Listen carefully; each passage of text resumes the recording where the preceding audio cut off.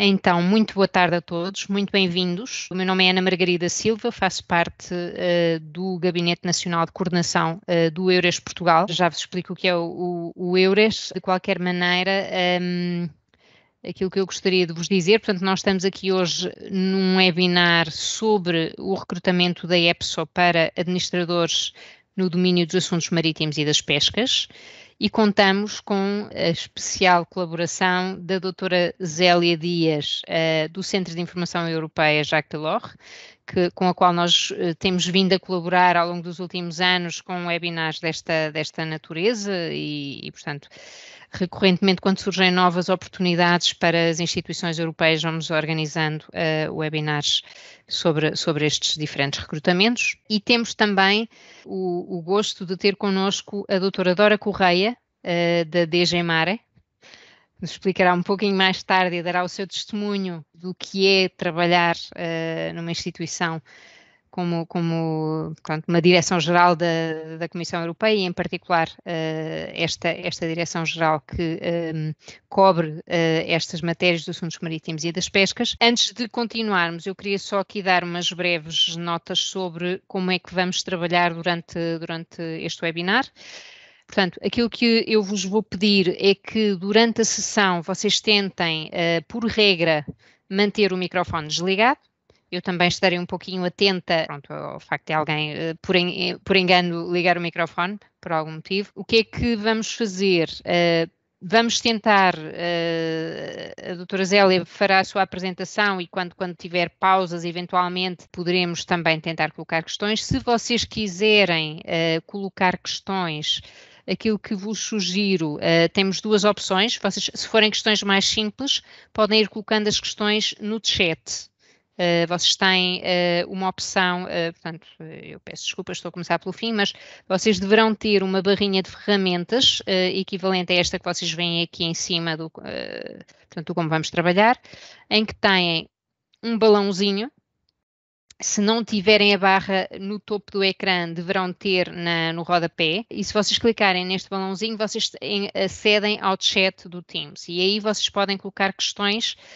Nós estaremos sempre atentos ao chat e de tempos a tempos faremos uma súmula das questões que vocês vão colocando e partilhamos com a doutora Zélia primeiro, depois com a doutora Dora. Se quiserem colocar uma questão de viva voz, portanto, se for um bocadinho mais complexa e quiserem colocá-la em primeira mão, poderão utilizar também a possibilidade de colocar a mãozinha no ar. Vocês veem, é este terceiro botão que aparece aí, portanto clicam no botãozinho e eu verei aqui uma mão no ar e nós daremos, assim que for oportuno, a voz. Vocês ao colocarem a mão no ar, o microfone não liga automaticamente, portanto quando nós vos dissermos para falar, ligam então o microfone para partilhar a questão. Em termos de webcams, da vossa imagem, obviamente nós ficamos, é para nós mais agradável se pudermos ver algumas pessoas do outro lado e por isso para já nós estamos, portanto, quem está a partilhar a câmara, se nós não tivermos problemas de rede, entretanto,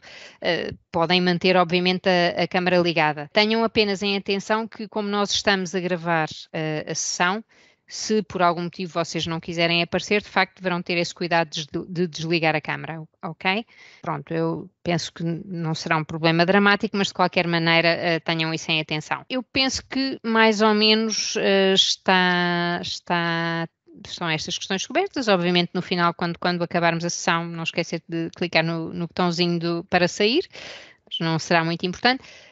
A vossa participação, nós queremos obviamente que vocês coloquem as questões que tiverem, tenham só em atenção para, pronto, temos um tempo limitado para também não darmos espaço a todos aqueles que tiverem questões para as colocarem, não, pronto, mas isso penso que é um princípio de bom senso que eu penso que todos vocês terão. Portanto, eu ia só muito brevemente, pronto, como estamos aqui a receber-vos também, dar-vos só uma nota do que é a rede EURES.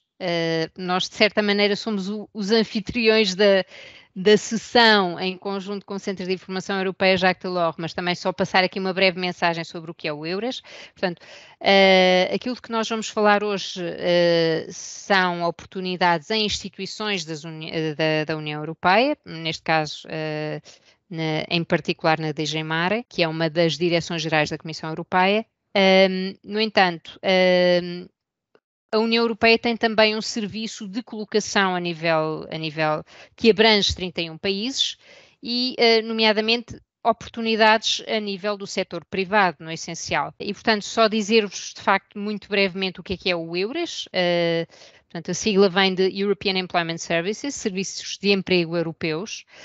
Nós estamos presentes em 31 países, já vos vamos dizer quais são. A nossa missão é, efetivamente, facilitar a livre circulação e o recrutamento transnacional e transfronteiriço de trabalhadores na União Europeia e no Espaço Económico Europeu.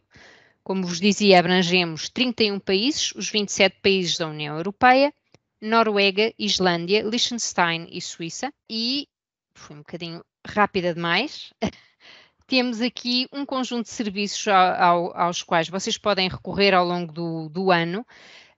Nós temos uma rede de conselheiros EURES com os quais vocês podem esclarecer as vossas questões sobre mobilidade. Temos cerca de 1000 conselheiros EURES espalhados por estes 31 países. Em Portugal somos um pouco mais de 30 conselheiros EURES que cobrem todas as regiões do país.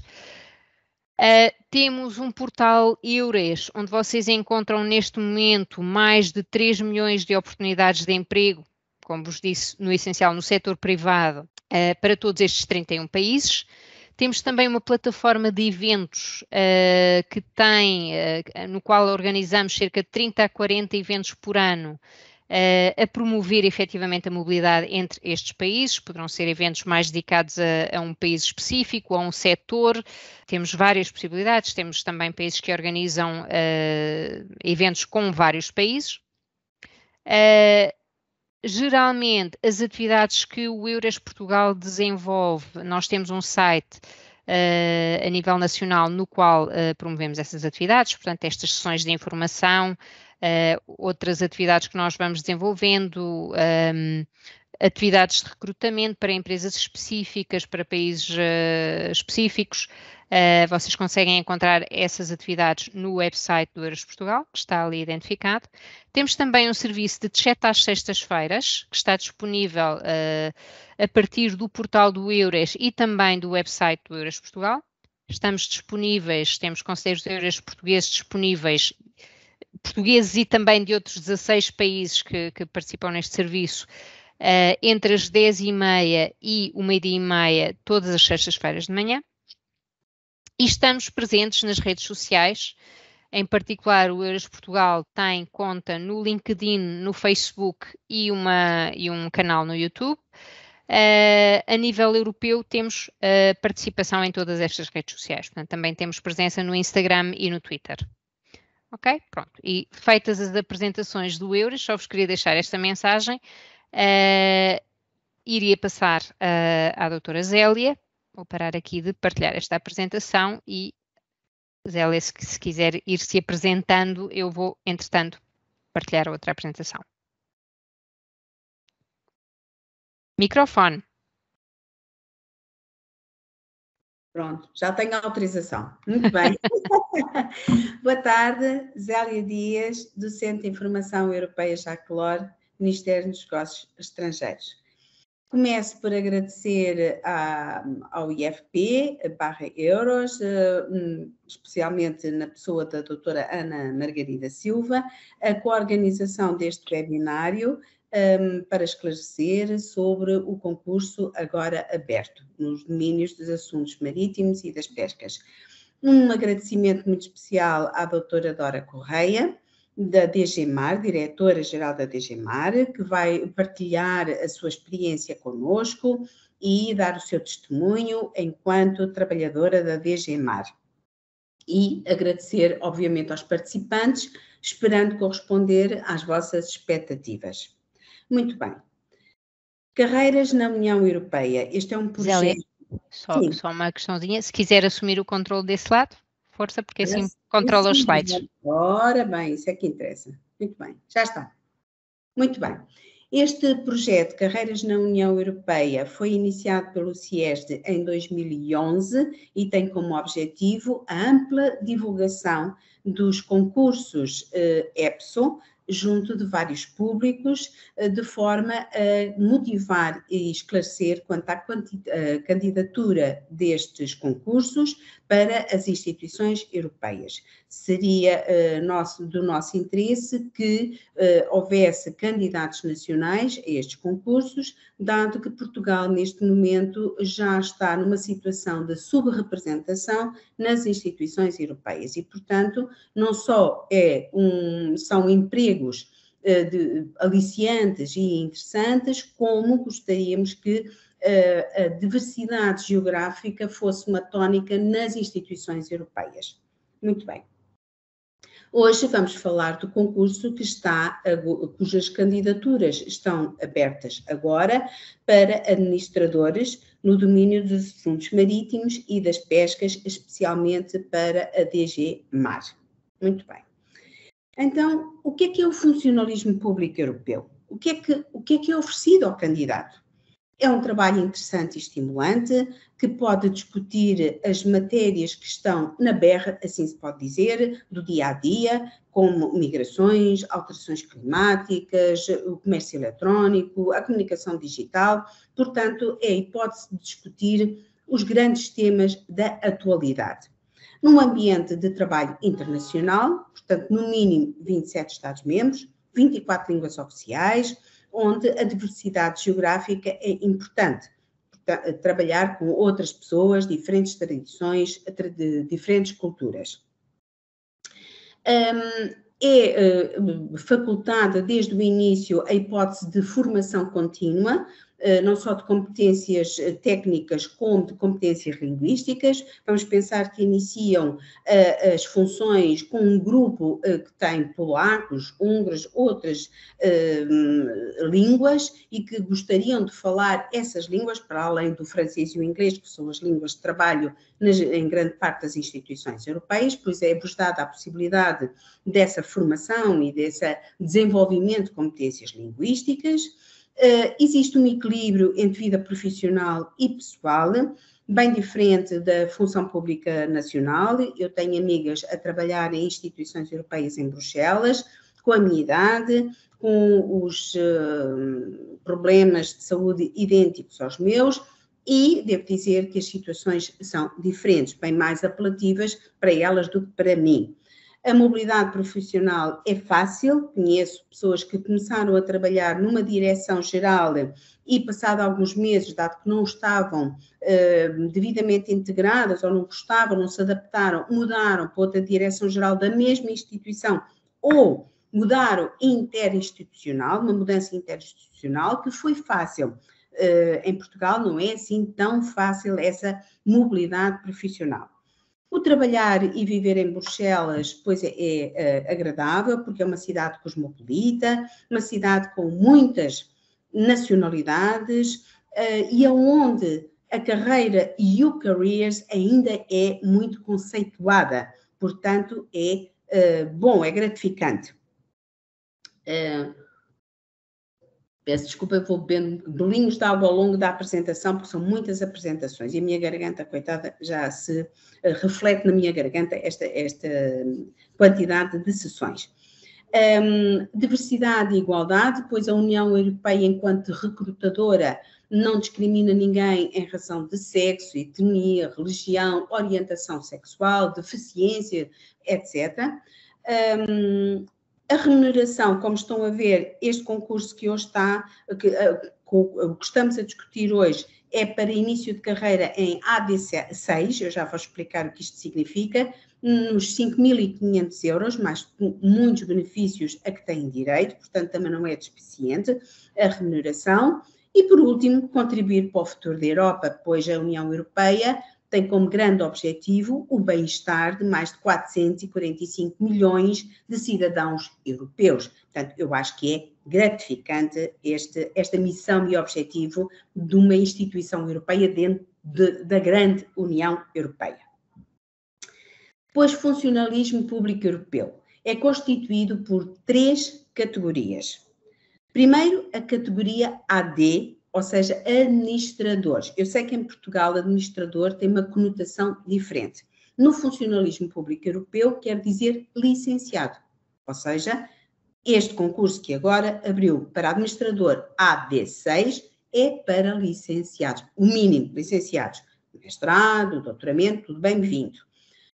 Esta categoria de AD começa em AD5, que é licenciado sem experiência profissional, e vai até AD16, que é o topo de carreira, o topo de administrador. O concurso que hoje está aberto é AD6, porque já pressupõe 3, 4 anos de experiência profissional, ok? A outra categoria é ASTE, assistente, e pressupõe ter o nível académico pós-secundário. Vai do ASTE 1 a ASTE 11.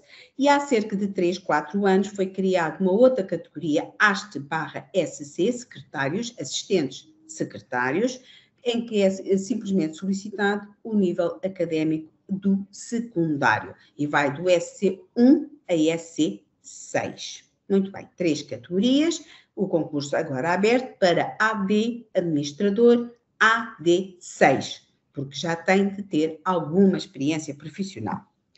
Então, e quem é que organiza estes concursos gerais para selecionar futuros funcionários públicos europeus?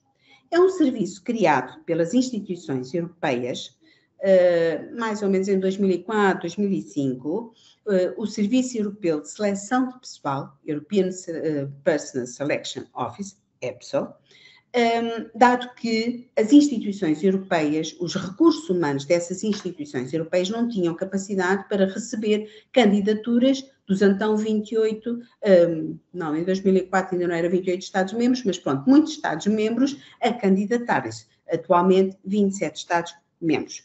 Então foi criado este serviço para organizar os concursos, receber as candidaturas e selecionar futuros funcionários públicos. Muito bem. Ora, vamos aqui, outro. Ok. Muito bem. O concurso agora aberto, EPSO/AD/397/21, no domínio dos assuntos marítimos e das pescas, é muito importante. Porque, para já, é um assunto que tem muito a ver com Portugal. Bolas, temos um país com 75% de costa, é um assunto, assuntos marítimos e das pescas, é um assunto que nos diz muito respeito. E, por outro, é um concurso de piloto a nível de competências linguísticas, e eu mais à frente já falarei disto. Muito bem, então o que é que este concurso significa? Significa que a Comissão Europeia poderá recrutar novos funcionários enquanto administradores licenciados, o grupo de funções AD, principalmente para a DG Mar, no domínio destes assuntos marítimos e das pescas. Pretende constituir uma lista de reserva com 86 candidatos, geralmente válida por 1 ou 2 anos, aonde depois os recrutadores, ou seja, a Comissão Europeia, que é a recrutadora neste caso, irá contatar estes selecionados, estes laureados, e eventualmente oferecer-lhes um emprego. A categoria já vimos que é para a D6 e a candidatura abriu no dia 9 de dezembro e vai estar aberta até dia 11 de janeiro, 12 horas de Bruxelas, 11 horas de Portugal. Por favor, não deixem a candidatura para o último dia, porque o servidor pode estar em baixo, pode não haver condições para submeterem a candidatura e eles não dão mais tempo. Portanto, tendo um mês para se candidatarem, não deixem para o último lugar, obviamente. Muito bem. Então, e que funções é que o administrador deste concurso, irá efetuar? Muito brevemente, eu vou só focar estes 3 alíneas. O anexo 1 do anúncio fala subejamente de todas as funções que poderão ser efetuadas enquanto AB6 na DG Mar, e a doutora Dora Correia também poderá falar mais sobre este assunto. Mas os 3 grandes domínios, portanto, política comum das pescas, os oceanos, incluindo o direito do mar, e as políticas marítimas, transporte marítimo, pesca, produção de energia, ou as políticas em terra, portos, estaleiros navais, aquicultura terrestre, produção de algas e turismo costeiro. Portanto, tudo a ver com o mar, com o oceano, com a pesca. Muito bem. Como é que se desenrola o processo concursal de um concurso geral EPSO? Já vimos que a candidatura está aberta em linha. Portanto, a candidatura é publicada, o anúncio é publicado no portal do Serviço Europeu de Seleção de Pessoal e é publicado em Jornal Oficial da União Europeia. E está aberta, geralmente, a candidatura em linha durante um mês. Essa candidatura em linha pressupõe a realização do teste Talent Screener. Já vamos falar mais à frente, porque ele é muito importante. Tendo submetido a candidatura bem, é convidado a fazer os testes de raciocínio. E, neste caso, apenas são convidados 3 vezes o número pretendido de candidatos selecionados. Ou seja, são pretendidos, na lista de reserva, 86 candidatos, só serão convidados para os testes de raciocínio 258 candidatos. Obviamente, aqueles que tiverem respondido melhor ao Talent Screener, que é feito no momento da candidatura, e cuja testemunhos, cujas declarações ou documentos que enviaram provam ser eficientes para este concurso, ok? Tendo passado vamos pensar que foram convidados a ir ao teste de raciocínio, aos testes de raciocínio, e tendo realizado estes testes com uma boa pontuação, no mínimo 10, 20, no mínimo, são convidados a ir ao Centro de Avaliação em Bruxelas. Eu continuei a dizer que era Centro de Avaliação em Bruxelas. Só que, devido à situação pandémica desde março do ano passado, muitos destes testes, grande parte, a maioria destes testes, tem estado a ser feita em formato remoto, virtualmente. Portanto, o centro de avaliação é a mesma ao centro de avaliação, mas provavelmente irá ser feito à distância. Portanto, não estamos a ver muitas melhoras nesta situação pandémica e, portanto, serão efetuados também à distância. Por último, os candidatos laureados serão inseridos numa lista de reserva que não dá garantia ao emprego, ao recrutamento, mas, tendo passado todas estas fases e, obviamente, estando disponíveis, a instituição Comissão Europeia poderá contactar-vos para poderem vir a ser recrutados. Nesta fase é muito importante o papel da nossa REPER, representação de Portugal em Bruxelas, que poderá ter um fator importante pondo em contacto este laureado com um futuro empregador, não é? Mas isso é quando já estiverem na lista de reserva.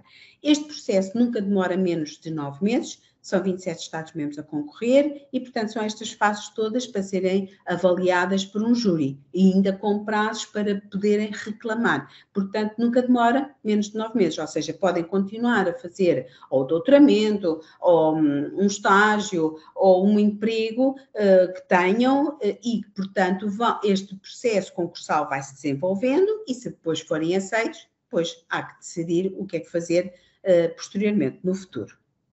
Então, quem é que é elegível a um concurso geral EPSO? As 3 condições básicas de elegibilidade, primeira, fundamental, ser cidadão de um Estado-membro da União Europeia. Eu sei que há pessoas de nacionalidade brasileira a assistir, lamento, ou têm dupla nacionalidade ou não é possível. Tem de ser um cidadão de um dos 27 Estados-membros da União Europeia. Situação militar resolvida, portanto, caderneta militar em ordem e idoneidade moral, ou seja, não ter roubado, matado, nenhuma questiúncula com a justiça em nenhum Estado-membro. Parece-me óbvio, não é? Estas são as 3 condições básicas. A seguir, para este concurso específico, é necessário mínimo licenciatura. em algumas áreas específicas, biologia, ciências ou gestão das pescas, marinha, gestão ambiental, oceanografia, mas por que não direito, tendo uma especialização em direito do mar? Bom, a licenciatura de 4 ou 3 anos e depois experiência profissional relevante de 3 ou 4 anos. Se a licenciatura for de 4, basta uma experiência profissional de 3, mínima. Se for ao contrário, de 3 anos a licenciatura, experiência profissional mínima de 4 anos. O que é que quer dizer relevante? Relevante é experiência que tem a ver diretamente com as funções para as quais se estão a candidatar, ok? Vamos pensar que têm, como eu, 30 anos de experiência, mas nada a ver com o mar, com as pescas, com assuntos marítimos.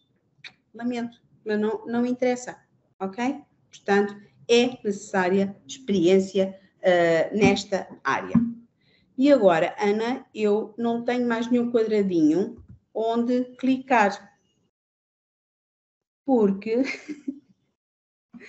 cá embaixo tem a fila toda de diapositivos e não tenho mais nenhum para clicar. Portanto, como é que eu assumo aqui o... Mas deve ter tem uma setinha, está no 8 de 24, deve ter uma setinha à frente do 8 de 24. Pois não vejo. E já pus...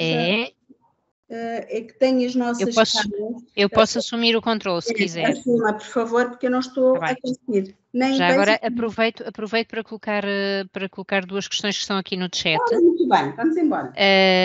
Então, temos uma candidata que pergunta, a propósito das línguas oficiais, se podem ser o inglês e o espanhol. E há outra questão, coloco já para poder depois aqui passar para o resto. A outra questão tem a ver com uma licenciatura em Relações Internacionais, se pode servir ou não, depende, se calhar, pronto. Então vamos fazer assim, eu acabo este diapositivo, ok? Porque vou falar essencialmente das línguas e, então, volta atrás, por favor. Exatamente. O conhecimento das duas línguas oficiais. Eu queria ter virado, mas pronto, falamos já agora, temos uma pergunta. Eu disse que este era um concurso muito importante, não só pelo tema, que é relevante para Portugal, como por ser um concurso piloto ao nível linguístico.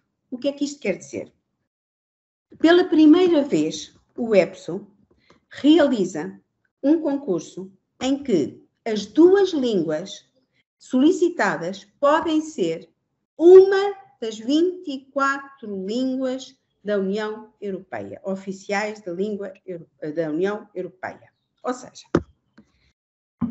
inicialmente, os concursos exigiam o conhecimento de duas línguas, uma das 24 línguas oficiais na altura, das línguas oficiais da altura existentes, e a segunda era obrigatória ser inglês, francês ou alemão.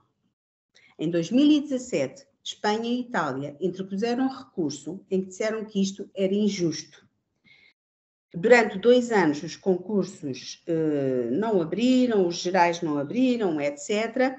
E quando abriram, passou a ser língua 1, uma das línguas oficiais, independentemente qual, e a segunda, inglês, francês, espanhol, italiano ou alemão, porque eram as 5 mais selecionadas na candidatura. Isto até há 2 anos atrás. E este é o primeiro concurso em que tanto a língua 1 como a língua 2 é uma das 24 línguas oficiais.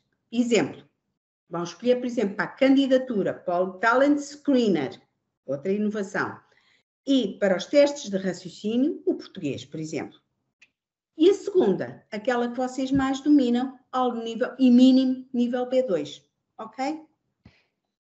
Portanto, pode ser o francês, pode ser o inglês, mas vamos pensar que viveram na Polónia e dominam o polaco como língua 2.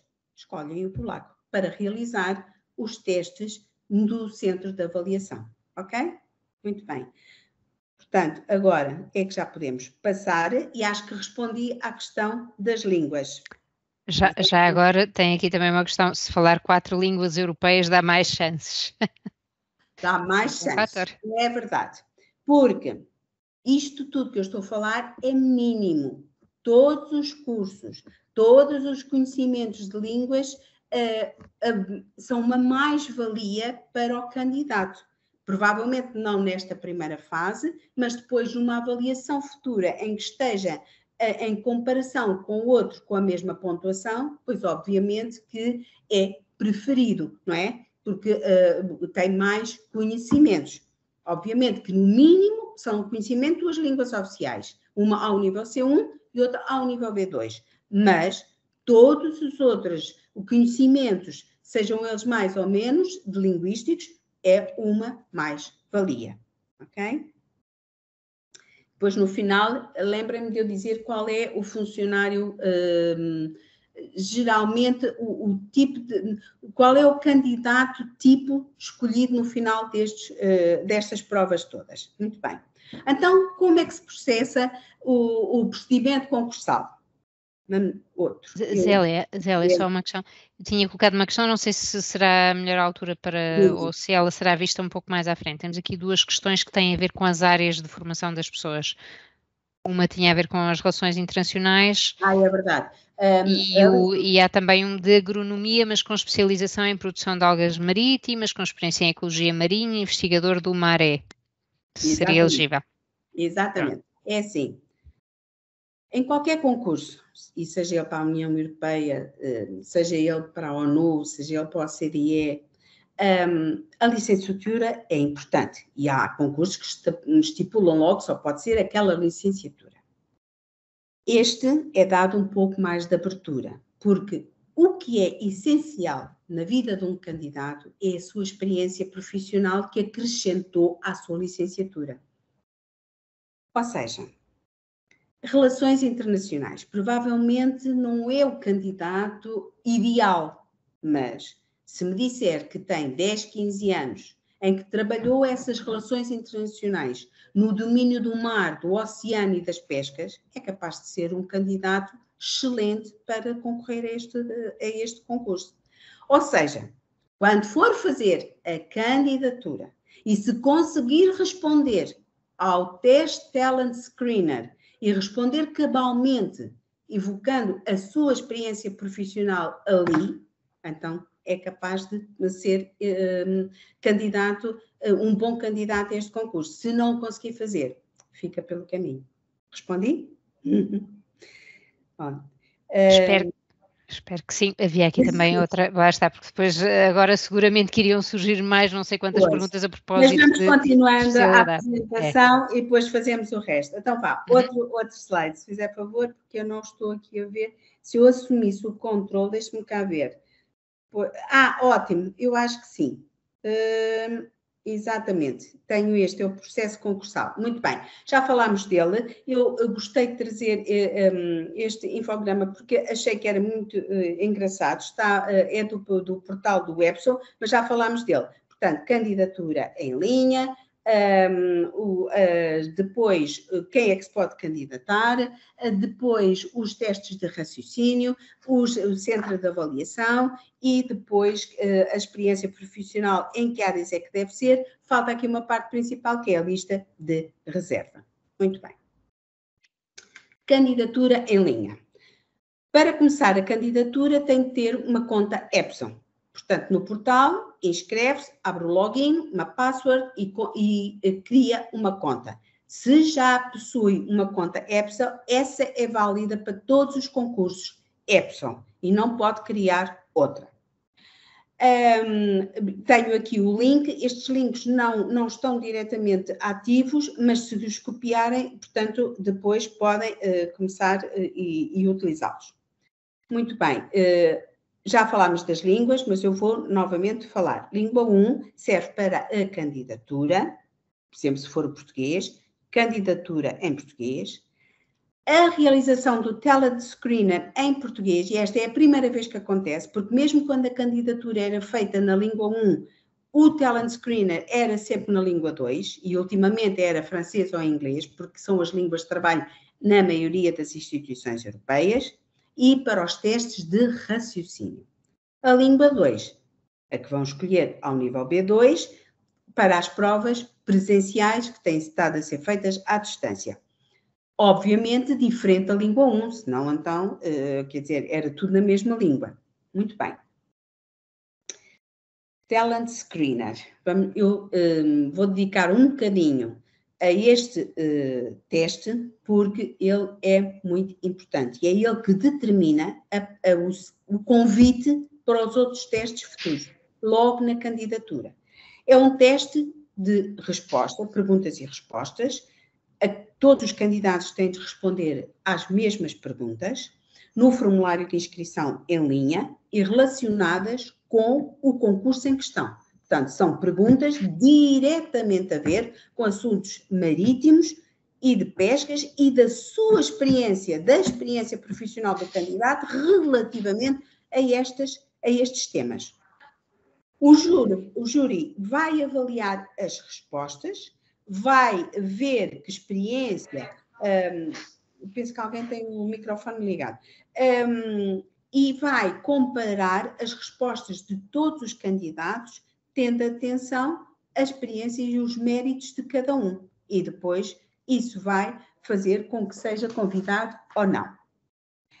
É vital otimizar as respostas no Talent Screener, por forma a ser convidado para os testes a seguir, que são os de raciocínio. O link que aqui está é um link que eu sugiro e aconselho que o consultem, pois dá dicas de como preencher cabalmente este teste, ok? Eu li e só tirei aqui algumas dicas. Tudo quanto advogarem ter que seja informação verdadeira e relevante, porque mentiras, diz o ditado que apanha-se mais depressa um mentiroso que um coxo, não é? Portanto, tudo baseado na realidade, coisas que aconteceram. Há um ditado em inglês que diz less is more. Sim, a informação tem de ser sucinta, clara, não é nenhum romance, mas não se esqueçam que pequenos detalhes que para vocês podem pensar, isto é capaz de não interessar, pode ser importante para o júri para este concurso específico, certo? Portanto, tenham atenção. Terminologia correta. Todas as instituições europeias têm, no âmbito dos seus assuntos, uma terminologia própria, específica. Sugiro que leiam documentos dessa Direção-Geral, neste caso DGMAR, para verem qual é a terminologia e respondam utilizando-a, porque mostram que conhecem esses assuntos, conhecem essa terminologia, conhecem os projetos que a DGMAR tem em curso. Há perguntas que podem ter até 4.000 caracteres de resposta. Sim, mas se não interessar, também não é preciso utilizar até ao limite. Utilizá-los de forma coerente. E há perguntas que parecem que são repetição. Sim, podem ser, mas se puderem dar a volta à resposta, de maneira que não pareça repetição, mas que vão de encontro àquilo que é perguntado e relevando aquilo que têm, ótimo. E penso que é tudo, estas dicas. Como digo, este link, este site que aqui está, tem dicas, ensina a preencher o teste Talent Screener, passou a ser muito importante, porque ele tem diretamente a ver com o concurso, com o vosso perfil e o seu preenchimento determina o convite para os testes seguintes. Muito bem. Zélia, posso só colocar aqui uma questão? Penso que será importante. O Alexandre pergunta, este site é privado e tem um fim comercial, se existem outras alternativas para nos prepararmos para os concursos Talent Screener? Eu falo... Isso tem exemplos também. Sim, tem sempre. Eu depois falarei no final, para a preparação dos testes em geral, está bem? Pronto. Ok. Testes Sim, diga. Peço desculpa, aproveito também. Bem, o infograma que mostrou depois está disponível na apresentação, portanto depois podemos ver, não é? exatamente, sim. Exato. E as Muito bem. licenciaturas de eleição também já falou um pouquinho para trás, portanto, Está no podemos depois fazer anúncio também. Está tudo no anúncio. Ler muito atentamente o anúncio, tem todas as fases do concurso, tem nas entrelinhas tudo o que é necessário ter para se poder candidatar e como. Mas pronto, isto é um webinário para esclarecimento de algumas dúvidas. Mas exato, portanto o anúncio, estamos a falar do anúncio do Jornal Oficial da União Europeia, que nós também vos vamos enviar um seguimento do webinar em anexo com a apresentação também, está bem? Exatamente, muito bem. Testes de raciocínio são de raciocínio verbal, numérico e abstrato, feito na língua 1, ao nível C1, pode ser o português. Muito bem. Já vamos ver exemplos à frente, mas eu gostaria de chamar já a atenção para uma coisa. Vejam, raciocínio verbal, 20 perguntas, 35 minutos. Não chega a 2 minutos por pergunta. Raciocínio numérico, 2 minutos por pergunta. E o abstrato, 1 minuto por pergunta. Portanto, a preparação para estes testes tem de incluir, primeiro, saber porque é que eles são feitos. Eu acho que é importantíssimo. Uma pessoa estar a fazer uma coisa, sabendo qual é o objetivo e a missão desses testes, é ótimo. Segundo, saber solucioná-los. E terceiro, o mais importante talvez até, a destreza. Se não adquirirem destreza na solução destes testes, não vale a pena. Ok? Muito bem. Exemplos. Raciocínio verbal. 20 minutos, 20 perguntas, 35 minutos. Um texto e 4 hipóteses, ok? Pois é quase como se fosse um teste no nosso ensino, na nossa licenciatura ou no nosso ensino secundário. Há que ler o texto, há que perceber onde é que está a tónica e ler as 4 hipóteses, escolhendo uma. Eu não sou formadora, devo já dizer, mas segundo, na sequência de conversas com candidatos que foram selecionados, a forma cabal de resolver este teste pode ser feita de duas maneiras.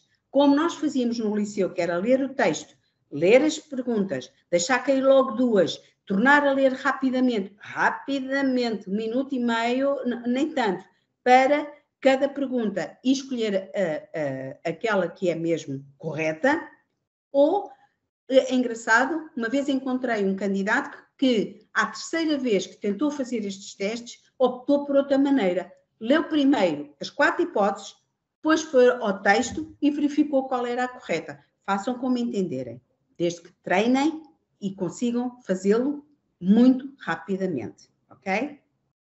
No raciocínio numérico, a mesma coisa. É-vos dada uma tabela com muita informação.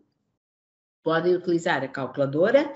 Há 5 hipóteses e há que escolher a correta, ok? Portanto, depois de feitas as contas, portanto, escolher a hipótese correta. Tudo se adquire com treino. Tudo na vida se adquire com experiência e treino. Parece muito difícil, mas depois, na prática, depois de treino, não é tanto.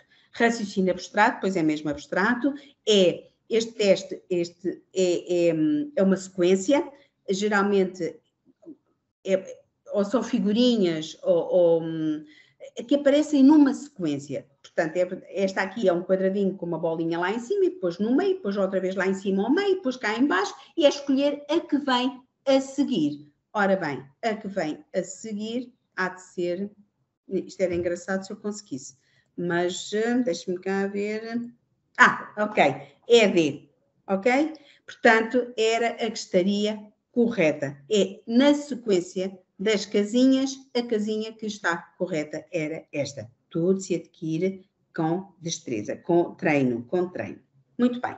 Tendo passado estes testes com a pontuação, pelo menos mínima, que está no anúncio, são convidados a efetuar outro tipo de testes no centro de avaliação, que inicialmente seria em Bruxelas, mas obviamente que vão ser feitos à distância, punha as mãos no lume, de forma que está a evoluir esta pandemia. Portanto, e quais são os testes? Provas de competências gerais. Um caso prático que vai avaliar competências. Portanto, análise e resolução de problemas, comunicação, qualidade e resultados e estabelecimento de prioridades e capacidade de organização. O caso prático vai avaliar 1, 2, 3 e a 5ª competência escolhida pelo EPSO. Okay? A entrevista de avaliação de competências vai avaliar aprendizagem e desenvolvimento, a resiliência, o espírito de equipa e a liderança. Todas estas competências muito importantes para um administrador. A resiliência, pois no dia-a-dia nós vivemos situações mais difíceis e muitas das vezes é preciso ter uma grande capacidade de resiliência para aturar tudo o que nos é solicitado e às vezes em tempo recorde. O espírito de equipa, pois somos seres humanos, nem todos os dias estamos da mesma maneira. Ponham isto ao nível internacional, com uma diversidade geográfica, tradições, culturas, etc. Pois temos de trabalhar em equipa e ser líder, que não é fácil. Todos nós sabemos, pelo menos quem já passou pela experiência, de que ser líder não é mandar, é muito difícil. Portanto, todas estas competências são avaliadas pela entrevista de avaliação de competências. Muito bem. Célia. Sim. Se calhar, talvez seja uma boa altura. Tínhamos aqui 2 ou 3 questões a propósito dos testes, se calhar antes de avançar. A Alia gostaria de as colocar de viva voz, portanto, se calhar iria ligar o microfone. E a outra pergunta era, do Alexandre, se existem pontos adicionais por rapidez, como nos testes de QI, de inteligência. Penso que o tempo já é... Exato, existem sim senhora, existem também, mas a solução é o principal. Dentro daquele tempo, por exemplo, os 35 minutos para as 20 perguntas, ok, desde que consiga os 35 minutos, senão depois aquilo que ficou por fazer é como a professora quando vinha roubar o teste. Pronto, acabou, não é? Pronto. Ok, então Alia, se calhar, colocar a questão. Microfone. Sim, olá, boa tarde. Antes de mais nada, muito obrigada, doutora Zélia, por esta apresentação, até porque eu já fiz algumas candidaturas, já tenho conta EPSO e tive, de facto, aqui algumas questões com os testes, inclusivamente até pedi depois apoio a uma psicóloga para tentar compreender, porque eu iniciei a fazer... comecei por selecionar a língua portuguesa para fazer alguns melhor. Eu inicialmente, quando me candidatei, quando comecei a fazer as candidaturas, selecionava sempre como primeira língua a língua inglesa e depois percebi que efetivamente podia optar pela língua portuguesa como primeira língua e depois a segunda língua, o inglês, o francês ou o alemão, como a doutora Zélia disse. Pronto, então, e porquê que eu fiz isto? Porque com a língua inglesa eu estava a ter algumas dificuldades em compreender as respostas a dar e qual a mais correta. Então os resultados estavam realmente muito difíceis de sair. E é como a doutora Zélia disse, depois com a repetição as coisas começaram a melhorar. Mas, entretanto, optei então por fazer em português e pedi a uma amiga, a psicóloga, para me ajudar, porque continuava ali com algumas dificuldades em compreender a melhor opção. E, curiosamente, quando começámos então a fazer as duas, percebi que aquilo que a doutora Zélia disse é muito verdade. É a destreza e o raciocínio mental que vamos seguir e que nos vai ajudar a encontrar a prova, a resposta correta. Portanto, a minha pergunta agora é, nós vamos ter e uma vez que esta apresentação está a acontecer, nós vamos poder ter algum apoio, algum acompanhamento na execução e no treino destes testes? Deixe-me eu responder quando apresentar o slide de preparação dos testes, está bem? Ok, muito obrigada. Muito feliz que já tenha concorrido várias vezes. Grande parte dos candidatos não sucede à primeira vez, porque é preciso experiência, como tudo, até na realização dos testes. Destes testes. Exatamente. E, portanto, tudo se adquire com treino. E por isso eu dizia, a primeira parte da realização destes testes até é compreender porque é que eles são feitos e o que é que se pretende com eles. Lá está a psicologia. Porquê é que eu estou a realizar este teste? E porquê é que esta competência é importante para neste teste? Porque é isso é que é... Se eu compreender isso e depois treinar, ok, então meio caminho está andado, ok? Sim, daí que eu pessoalmente preciso mesmo deste acompanhamento e, como digo, eu já pedi até o apoio de uma psicóloga para perceber como melhor responder. Se houver agora a abertura por parte do IFP ou mesmo da rede Euras em nos dar um apoio aqui neste sentido, em ir compreendendo, porque obviamente quem se candidata 3, 4 ou 5 vezes é porque efetivamente gostaria de ter uma oportunidade, não é? E às vezes, e eu falo por mim, o não compreender qual é aquela pecinha que falta para um recrutamento na União Europeia pode ser realmente muito frustrante e andar aqui meses e meses e meses. Claro, claro. Muito Pronto, bem. doutora, obrigada. Sim. Então já vamos falar melhor. Sim, eu vou desligar então a câmara novamente. Obrigada. Obrigada.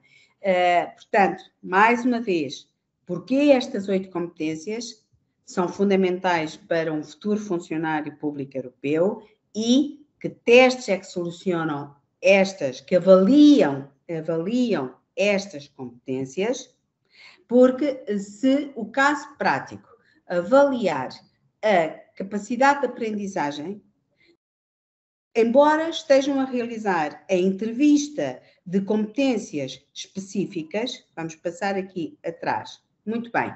Ok, o caso prático está, por exemplo, a avaliar análise e resolução de problemas. Se estiverem a efetuar a entrevista das competências gerais ou específicas e estiverem a batalhar nesta competência, é bom, mas não está a ser avaliada. Portanto, é perceber qual é a competência, perceber qual é o teste que avalia essa competência e investirem a vossa atuação nessa competência, porque é ela que está a ser avaliada naquele momento. E por isso eu acho que perceber porquê, qual é o teste que vai de encontro a essa competência é muito importante. Muito bem. E o que é que se passa com os nossos candidatos nacionais? Na primeira fase dos testes, os testes de raciocínio, nós até já temos muitos candidatos nacionais a serem bem-sucedidos, porque é uma questão de treino. Mais ou menos treinaram e conseguiram aprender a solucionar e a serem rápidos. Agora, o pior é depois nestas competências, nestas provas do centro de avaliação, porque, infelizmente, as nossas universidades ainda se baseiam muito na sebenta, ou seja, o professor lá em cima a debitar para os estudantes e que passivamente ouvem aquilo que ele debita, muito pouco intervêm, até às vezes trabalhos de grupo e tudo são preteridos relativamente ao debitar da matéria, ouçam, aprendam e debitem no teste, não é? E depois os nossos candidatos é aqui que falham e isto precisam de ajuda. Então, como é que se podem preparar para os testes? Em primeiro lugar, existe a Biblioteca Jacques Delors, no edifício da Caleidoscópio, em Lisboa. Eu não sei se tem candidatos de outros pontos do país, lamento, mas eu tinha de falar da Biblioteca Jacques Delors.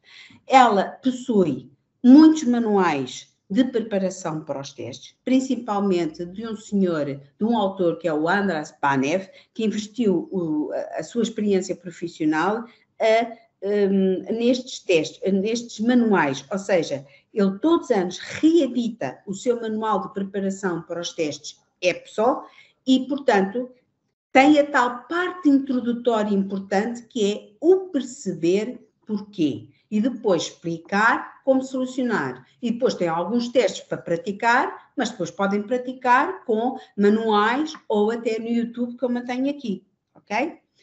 O próprio portal do EPSO tem várias provas em que também explica as dicas de solução e de destreza. Estão aqui os links com os quais podem aceder e treinar. E depois, o YouTube, que é aquela ferramenta que nós utilizamos diariamente, se vocês pesquisarem por EPSO-Test, obtêm uma gama completa de instrumentos pedagógicos, testes em linha, webinários que neste momento já são gratuitos porque foram elaborados para outros concursos, mas não interessa, para treinar não faz mal, dicas para a solução dos testes, etc. Um manancial de hipóteses para treino. E isto, o treino, deve ser feito como nós fazíamos no liceu. Estudar na véspera por atacado não dá bons resultados. Eu vou estudar, agora vou praticar 5 horas, amanhã tenho o teste. Ok, no momento em que fazem a candidatura e estão empenhados nisso, comecem logo a treinar, nem que seja meia hora por dia. Portanto, é a maneira de adquirir destreza, ok? Para além disso, o CIESD, em colaboração com o INA, o Instituto Nacional de Administração, elaborou em 2017 um curso de preparação para os testes no centro de avaliação. Esse curso nunca chegou a ir à frente porque havia poucos candidatos para a sua realização. Era em Lisboa, pressupunha que os candidatos se deslocassem a Lisboa com o alojamento, que não era só um dia, tinham um preço de inscrição que também não era o mais convidativo possível. Portanto, o CIES está neste momento em negociação com outras entidades, porque não o IFP, para ver se nós podemos elaborar um curso de apoio aos nossos candidatos. Muito bem, de toda a forma, existem empresas e no nosso portal Eurocid tem lá empresas, claro, a troco de pagar, não são gratuitas, que dão formação para estes testes, não só os psicotécnicos, como estes para o centro de avaliação. Mas, pronto, não são baratos, como eu digo. Baratos é este, a Biblioteca Jacques Delors, a plataforma do EPSO e o YouTube, que ainda não é paga. E termina a apresentação com os links. Não se esqueçam que o nosso portal Eurocid tem registro de todos os concursos EPSO que abrem, não só para empregos, como também para os estágios nas instituições europeias. eurocid.net.gov.pt/empregos. O link para a nossa biblioteca. O CIESD possui ainda um LinkedIn específico para empregos e estágios, que começou em maio ou junho e já tem mais de 8.000 seguidores. Muito bom. O Facebook, e aqui está o e-mail e o meu nome para se tiverem alguma dúvida. Não sei se existem agora já questões. Deixem-me só dizer ainda uma coisa importante que não referi anteriormente. Não há limite de idade. É inconstitucional. Pese embora que o candidato tem de ter idade suficiente para realizar uma comissão de serviço, que geralmente é 3 anos, mais um período probatório, que pode ir até 1 ano.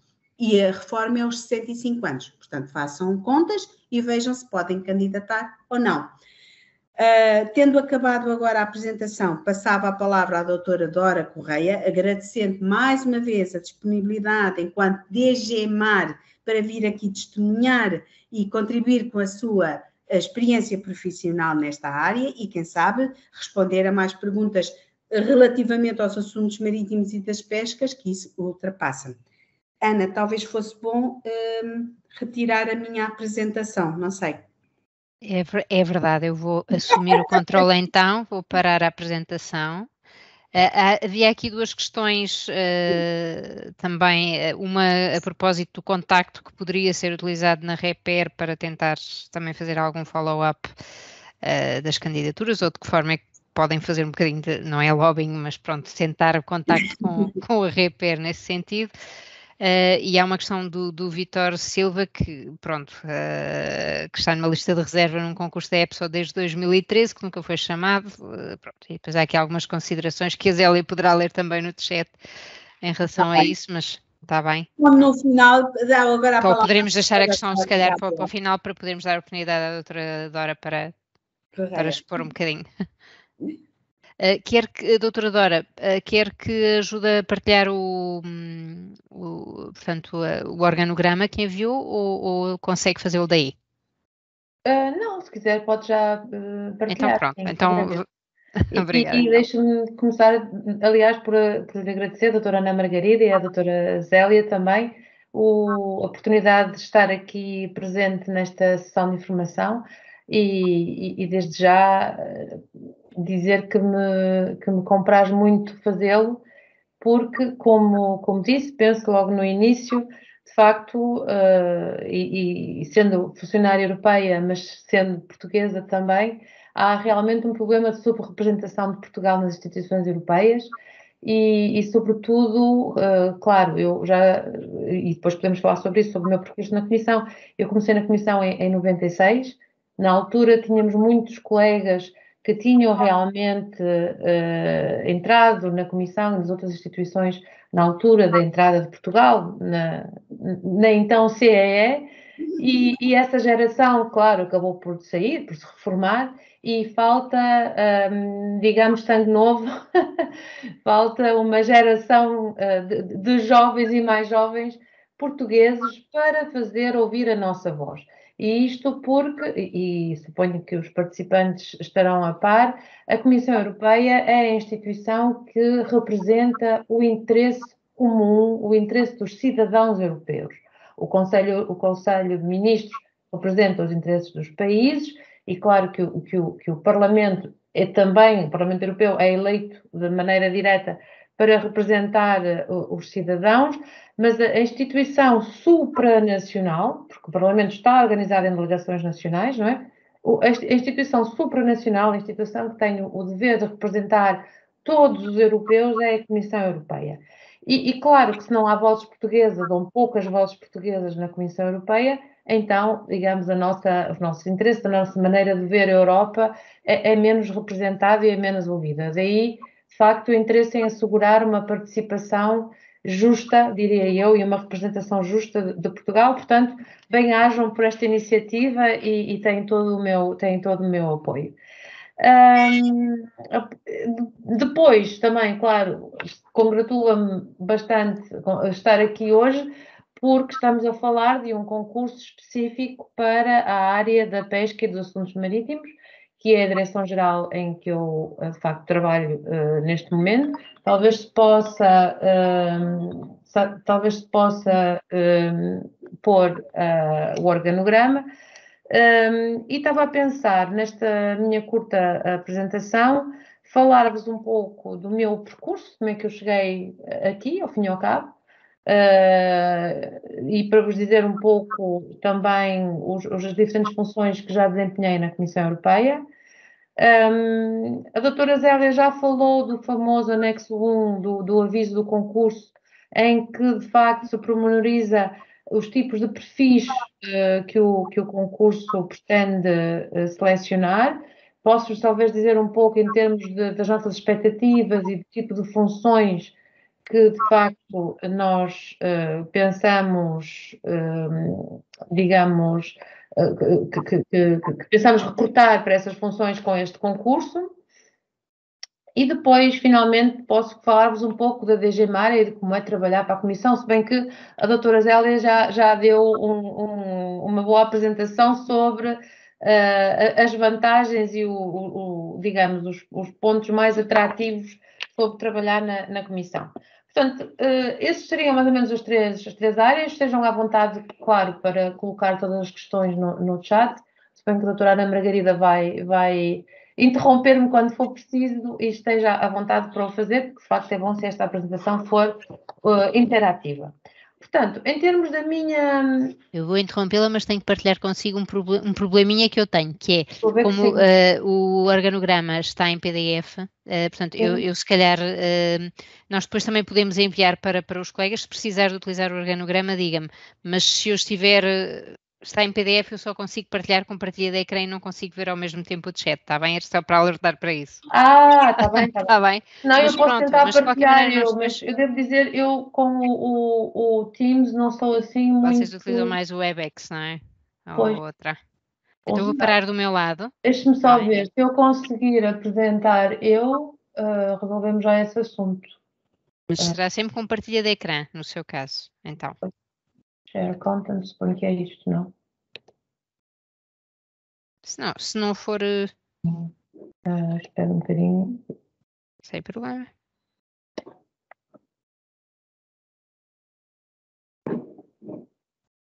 Isso. Pois. Portanto, quando cá em cima tem a possibilidade, tem uma setinha para partilhar conteúdo, tem a opção de clicar em ecrã. Por baixo do ecrã tem uma visualização do ecrã e é carregar mesmo em cima do ecrã. Sim, mas não estou a encontrar o documento, não sei onde é que ele foi parar. Bom, espera lá um bocadinho, eu vou tentar...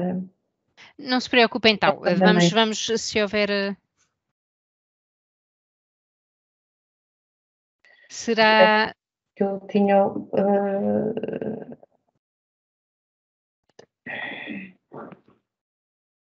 espera lá.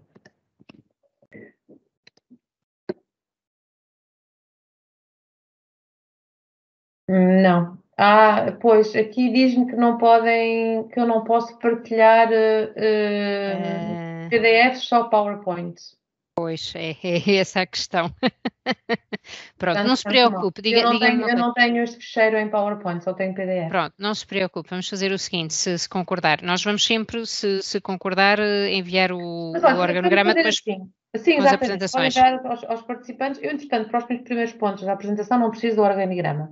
Exato. E depois, quando for preciso, eu partilho também e fico com um bocadinho falta de acesso ao chat. Está bem, obrigada. Ok. Desculpe lá este problema técnico, mas de facto não estava a par desta restrição do formato do ficheiro.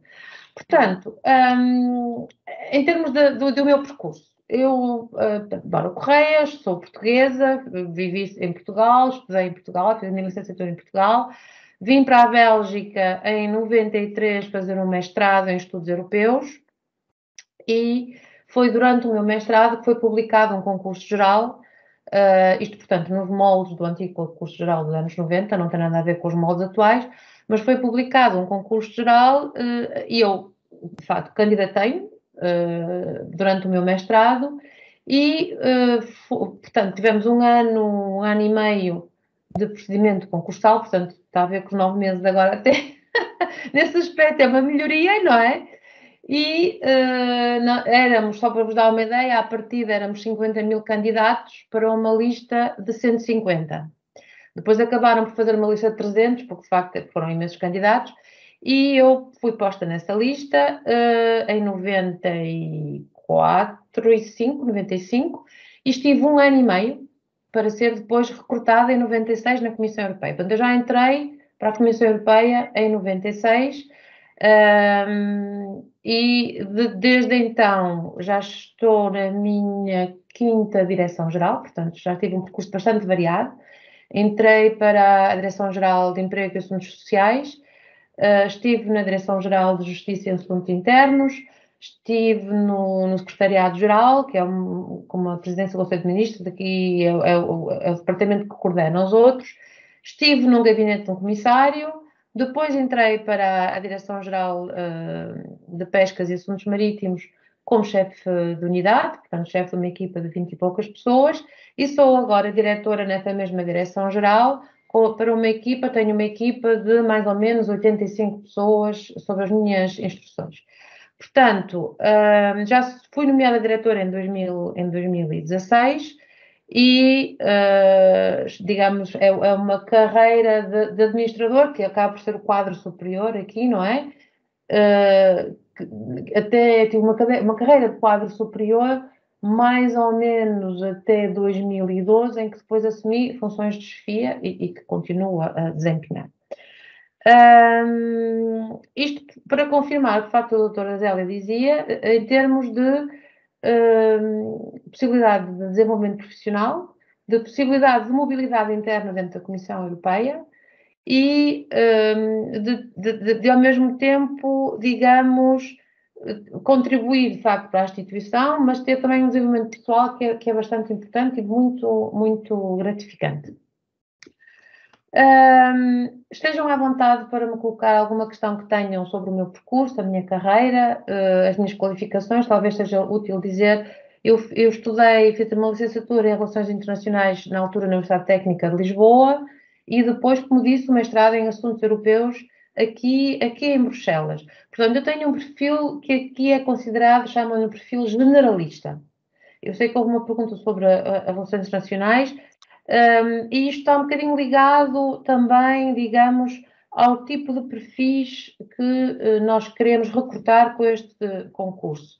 O concurso é um concurso específico. O concurso que eu fiz, o meu concurso de acesso era um concurso geral. O concurso que temos agora é um concurso específico, ou seja, nós pretendemos recrutar perfis que tenham já uma certa especialização ou uma certa experiência, e este ou é importante, ou uma certa experiência ligada à área de assuntos marítimos ou das pescas. Dito isto, e se vocês virem o famoso anexo 1 do aviso do concurso, vão ver que o tipo de funções que são, digamos, expectáveis para quem for recrutado na base deste concurso inclui perfis gerais, como, por exemplo, pessoas que tenham formação de Direito ou Economia, desde que possam provar que têm uma certa especialização ou uma certa experiência que nos interessa. A doutora Zélia mencionou, por exemplo, um jurista que tenha experiência no direito do mar, claro que nos interessa. Um economista que possa falar da economia do mar, claro que nos interessa. Portanto, aliás, a própria descrição de funções inclui, claro, cientistas marinhos, inclui inspectores de pesca, que são perfis que são bastante específicos e que nos interessam, mas inclui, como eu digo, inclui juristas, inclui auditores, inclui, por exemplo, perfis de gestão de programas, porque nós temos um fundo estrutural, que é o Fundo Europeu das Pescas, Aquicultura e Assuntos Marítimos, portanto, que financia projetos e programas de apoio em toda a Europa. Portanto, há diferentes perfis. E vocês, eu vos aconselhava era que lessem esse anexo 1 com atenção, para ver de que maneira a vossa formação, a vossa experiência encaixa, se me posso permitir este termo, encaixa nas funções descritas no anexo 1 e preencherem o Talent Screener tendo isso em mente. Porque vocês no Talent Screener têm que demonstrar que a vossa qualificação e a vossa experiência é relevante para este concurso e encaixa nos tais perfis do anexo 1. Portanto, leiam o aviso de concurso com muita atenção. E verão que, de facto, é um concurso que é específico, claro, mas que, ao mesmo tempo, é abrangente em termos de perfis. Portanto, eu não deixaria digamos, que o tipo de formação ou o tipo de experiência vos inibisse. Acho que é importante também terem isso em mente. Pronto, agora, como é que é trabalhar na DG Mare e na Comissão? Aqui talvez, se me permitisse, eu então pedia para pôr o organograma, a não ser que haja alguma pergunta já neste momento que queira fazer, doutora Ana Margarida, não sei se... Há várias, mais uma vez, um bocadinho relacionadas com as áreas de formação, mas a doutora Zélia também já foi respondendo e, de facto, uma expressão de biologia marinha, gestão e conservação da natureza, também se podem ser áreas relevantes, parecem relacionadas de alguma forma, não é? Agora, a questão da experiência será sempre muito importante, não é? Sim. Pronto, eu penso que no essencial são essas as questões que estão a ser. E havia aqui também uma questão do Tiago a propósito da sua experiência, qual é que foi a fase do concurso, portanto, este concurso geral, em que sentiu mais dificuldade, qual é que é mais... Foca mais barreiras. E acho que, mas é mais para os entendidos. O concurso que eu fiz não tem nada a ver com o concurso que vocês vão fazer. Atual, absolutamente nada. A primeira fase do meu concurso era uma prova de escolha múltipla que se chamava, acho que era conhecimento geral. Era cultura geral, ao fim e ao cabo. E perguntavam coisas tão díspares como quando é que foi o período azul do Picasso, quantas sinfonias Beethoven escreveu, quer dizer, pronto, e depois também havia perguntas de conhecimento europeu, isso é verdade, quais são as instituições europeias, qual é o papel da Comissão, qual é o papel do Tribunal de Justiça, etc.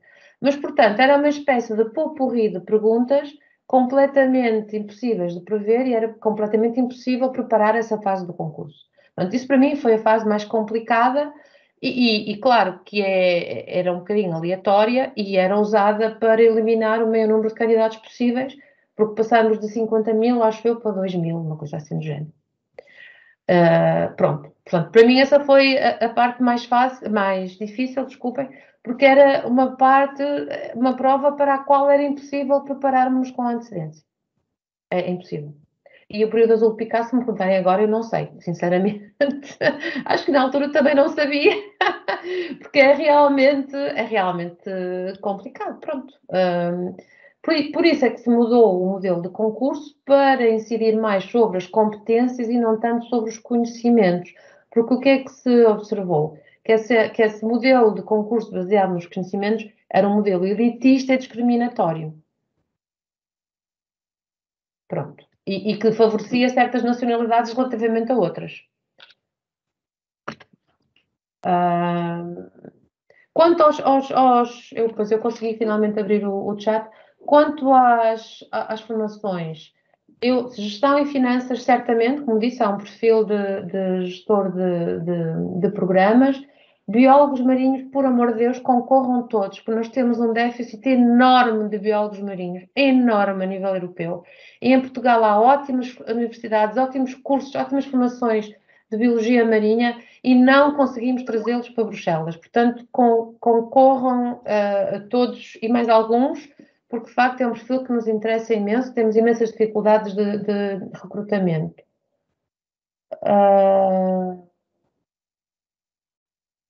Fui recrutada em 96.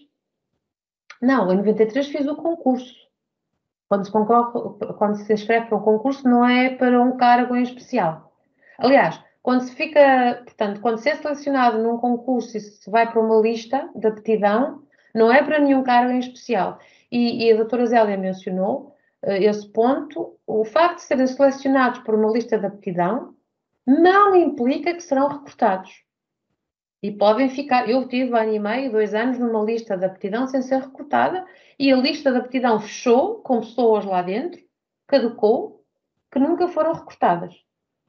Isso também têm que perceber. Nós, neste momento, para a DG Mare, queremos obter, portanto, como resultado do concurso, uma lista de 86, como disse a doutora Zélia, 86 na lista de aptidão, não quer dizer que vamos recrutar os 86. Quer dizer que depois de ter esses 86, quando publicarmos um posto, vamos chamar-vos para o procedimento de recrutamento, que inclui, nomeadamente, 2 entrevistas com um júri, e depois aí serão recrutados ou não. Não é? Isso é preciso também ser muito, muito claro. Aqui uma questão a propósito de experiência profissional relevante ou não, uma duração que é um bocadinho mais baixa do que os 3 anos. Do Pedro, há experiências que são valorizadas mais do que outras. Não tenho 3 anos de experiência relevante, mas trabalhei na Reper em pescas e agora na DG Mare como externo. No total terei cerca de 2 anos e meio de experiência relevante. Será que vale a pena candidatar-me? Isso é difícil responder assim. Portanto, o requisito, a doutora Zélia certamente saberá isto melhor do que eu, mas parece-me que o requisito de licenciatura 3 anos, experiência 4 anos, ou licenciatura 4 anos, experiência 3 anos, é um requisito de elegibilidade, não é? Sem dúvida, sem dúvida. Agora, se aceitam só com 2 anos e meio de experiência, não sei. Experimente, olha, não está garantido, experimente, faça o melhor possível no talent screener e veja se consegue. Agora, havendo tantos candidatos, porque são 27 estados membros a concorrer, se aceitarem essa exceção, é capaz de terem de aceitar outras e não sei se estarão disponíveis para isso. Mas realmente essa experiência é muito boa para o cargo, para este concurso, não é? É ótima. Mas, portanto, talvez fazer uma nuance, porque 2 anos e meio de experiência relevante, mas tem outra que permite chegar aos 3 anos, ou 2 anos de experiência relevante, ponto. Porque aí talvez seja mais complicado justificar que é elegível, não é?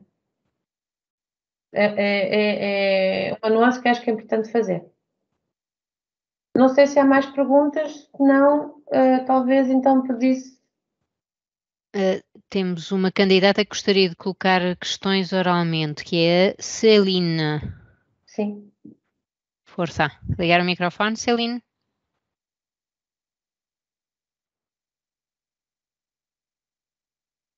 Penso que ainda esteja por aí. Tenho que ligar o microfone para colocar a questão.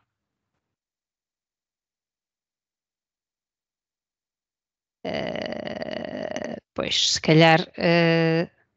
Já ligou, então, por favor, tente falar. Não consegue falar?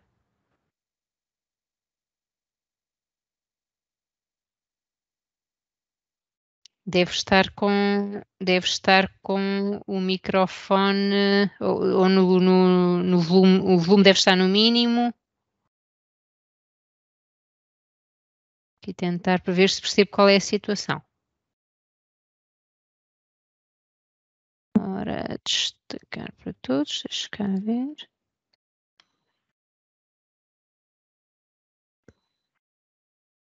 Peço desculpa, Celine.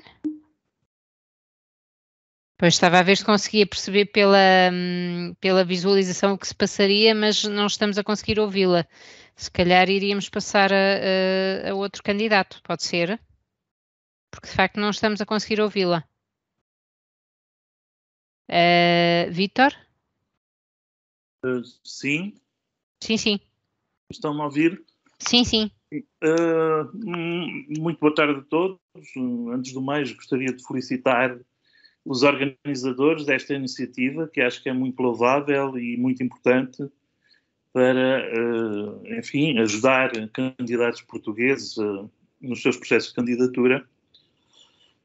Por outro lado, gostaria de alertar para o facto de que não basta ser aprovado no concurso e ser colocado numa lista de reserva para ser chamado pela Comissão Europeia. Eu, por exemplo, participei num concurso em 2013 e estou já quase, portanto, em 2023 vai fazer 10 anos e não fui chamado. E acho surpreendente porque se me dizem que Portugal está subrepresentado, a Comissão Europeia devia estar atenta e ir às listas de reserva que tem e tentar recrutar candidatos portugueses. E no meu caso nem sequer é por falta de experiência internacional, porque tenho muita, não é? Inclusive já trabalhei 3 anos para a Comissão Europeia, para o Centro Comum de Investigação, em Ispra, em Itália, e estive lá 3 anos e já trabalhei para 2 outras organizações internacionais, como a EUMETSAT, na Alemanha, ou a Agência Espacial Europeia, também em Itália. Trabalhei 2 anos na NASA, nos Estados Unidos. Portanto, experiência não me falta e em áreas prioritárias para a Comissão Europeia, na área do espaço e também na área do mar. Eu, neste momento, estou, desde há vários anos, a trabalhar para o Ministério da Ciência, para a Fundação para a Ciência e Tecnologia, e estou no programa Oceano, em que lido com praticamente todas estas áreas relacionadas com o mar. E, portanto, queria só alertar para esse facto, não é?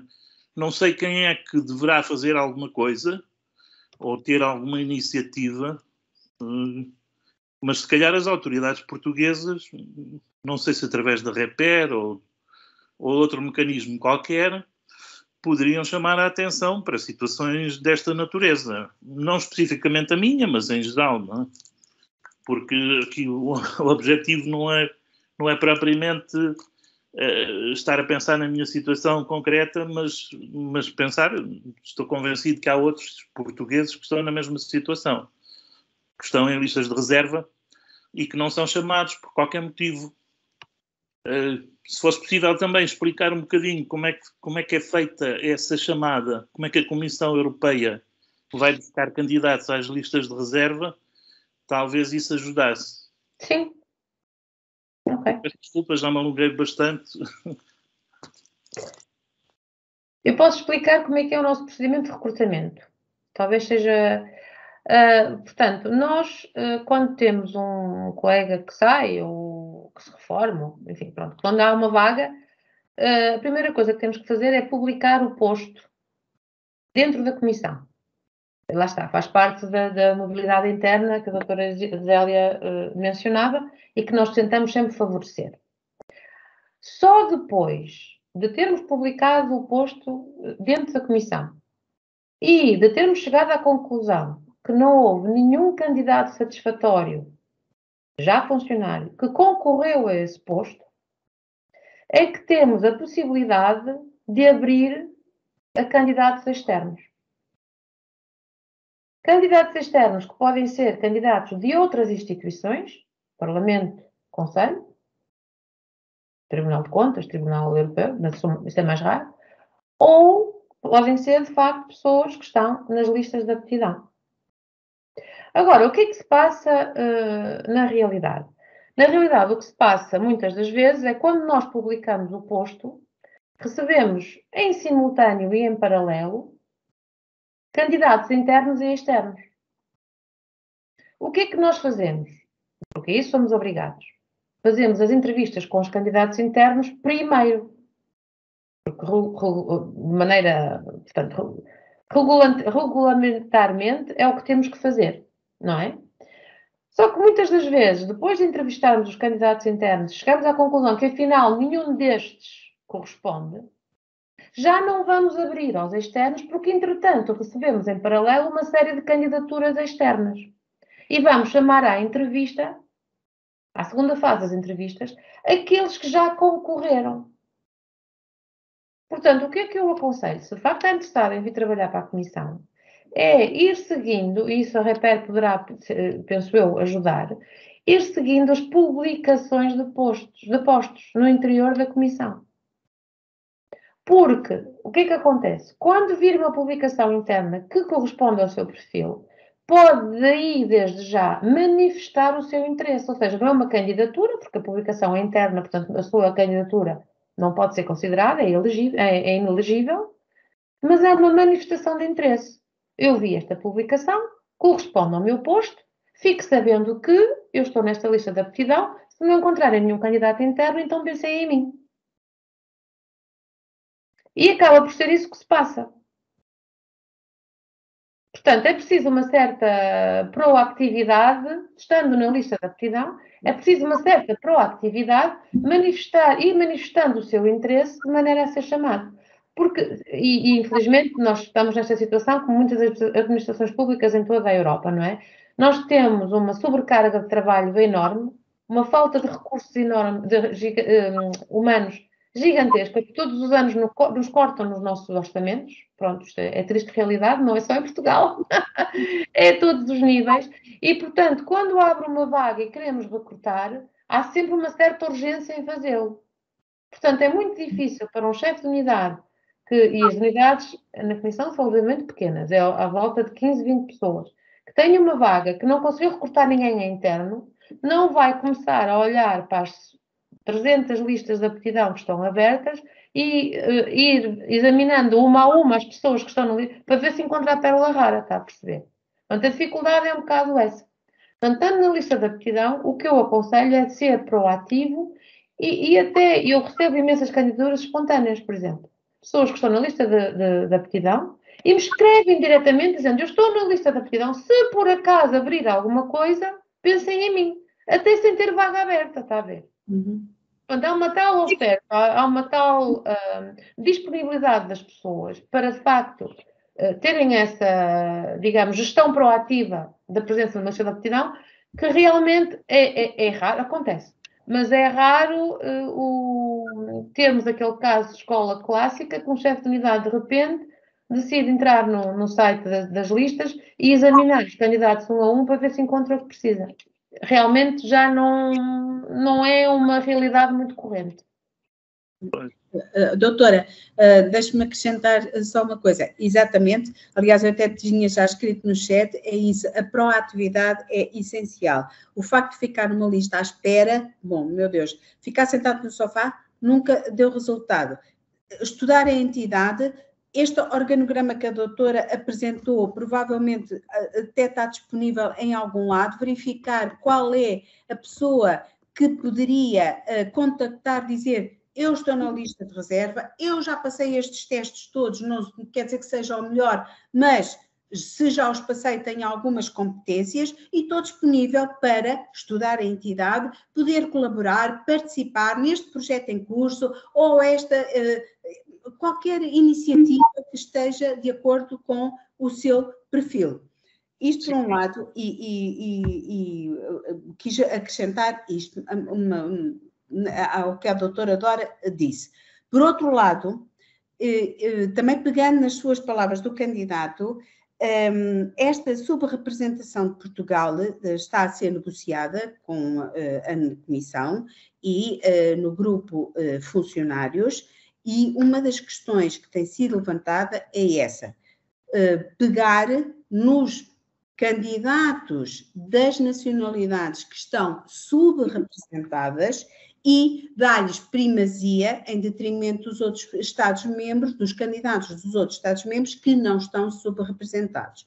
É uma negociação que está em curso, não temos ainda acolhimento positivo.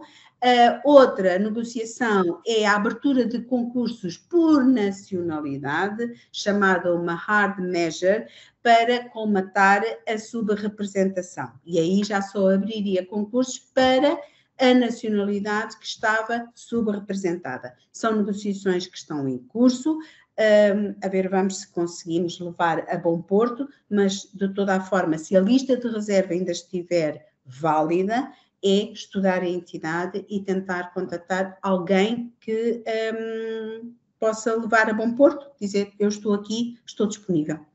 Sim, eu queria só agradecer e queria também dizer que durante os primeiros anos a seguir à minha colocação em lista de reserva, aliás, a conselho do próprio EPSO, não é? Eu tive uma atitude proativa e tive durante vários anos. Só que a determinada altura comecei a sentir uma certa saturação. Porque uma pessoa, ao fim de tantos anos, a tentar, não é? A dar atenção, a pedir uma oportunidade, enfim, aquilo que no fundo sugeriram, eu fiz isso, eu fiz tudo isso. Mas, quer dizer, se as coisas dependem de um chefe de unidade, a maior parte dos chefes de unidade da Comissão Europeia não são portugueses. E eu não sei até que ponto é que não haverá aí uma tendência para os chefes de unidade escolherem pessoas que, por exemplo, falem a sua língua, tenham a mesma língua-mãe, por exemplo. Um francês teve, se calhar, alguma tendência para escolher franceses. Um alemão, se calhar, teve mais tendência para escolher alguém que fale a mesma língua que ele.